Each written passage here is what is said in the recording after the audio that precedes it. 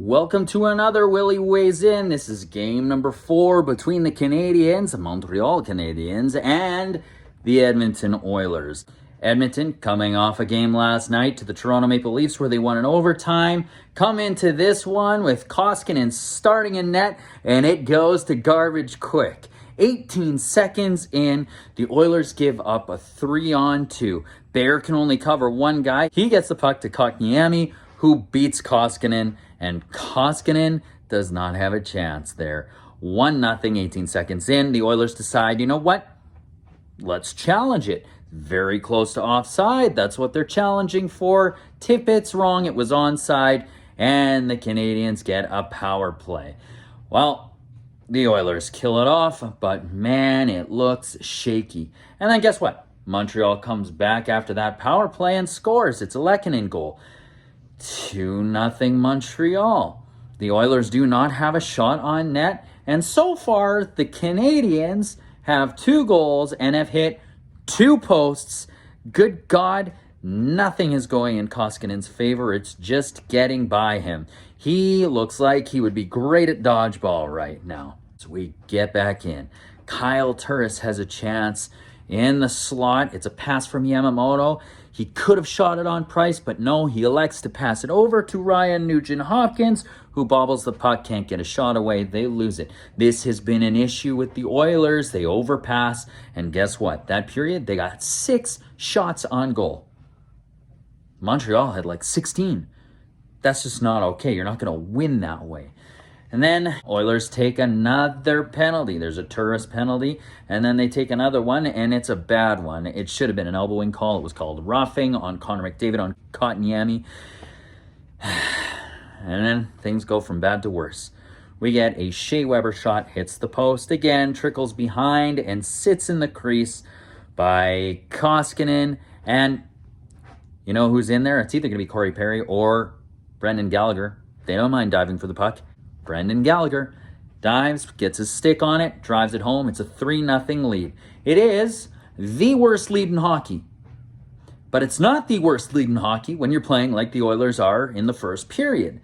Now, what's really frustrating to me is they're not getting many shots on net, and every shot they are getting on net is coming from the left side on like a sharp angle. So it's not that hard for Carey Price to stop. We need something to give. The boys need to get on their horse and play the hockey they know how to play. This has been maybe the worst period that the Oilers have played that I can remember this year. It is ugly. We need these guys to step up. Things aren't looking good, but there's 2 more periods to play. Let's see what happens. Now it's time for the second period. The Oilers come out. They're looking a little better, but a little better is still not good.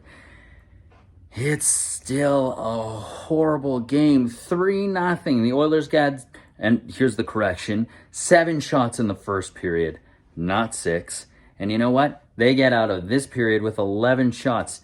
That's 4. 4 shots in the second period. You know, we see a little bit of light at one point where they bring in the puck. Tyler Ennis has it. He passes it across the slot to Connor McDavid, who makes no mistake shooting it glove side on Carey Price and scoring.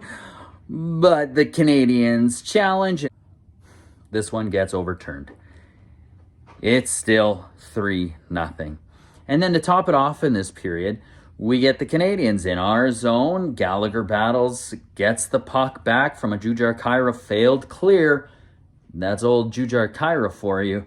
Romanov passes the puck through the slot all the way across ice to Tartar, who one-times it and scores on Koskinen. This game, this score, 4-0, is not Mikko Koskinen's fault at all. The Oilers are playing brutally.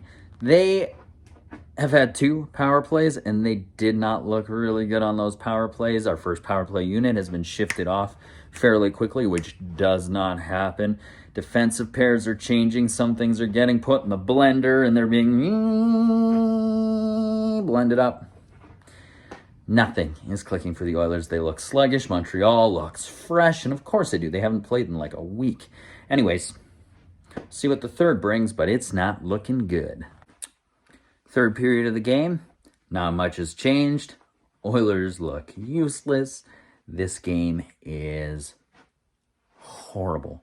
There was a nice chance that was missed by Cassian in the corner, back pass from Connor McDavid, but nothing else really. The shots were low.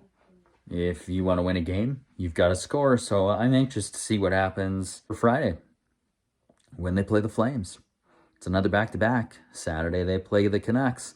So they got to figure this out. And, their record falls to 5-2 in the latter half of a back-and-back. Their record against the Montreal Canadiens falls to 1 win, 3 losses. They need to get better against them, and they need to figure out how to get good shots on goal, how to score, how to defend, it was an awful game. Awful game. They're a better team than this. The standings show that. Their record in their last 10 show that. I guess it'd be like 6-3-1 in their last 10. Still not bad. They can bounce back. They're in a good position. This was an ugly game.